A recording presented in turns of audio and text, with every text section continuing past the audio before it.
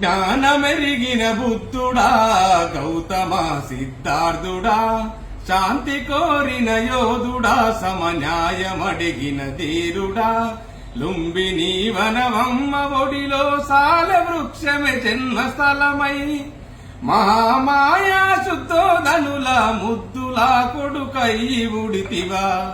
జ్ఞానమెరిగిన బుద్ధుడా గౌతమ సిద్ధార్థుడా, శాంతి కోరిన యోధుడా, సమన్యాయమడిగిన ధీరుడా,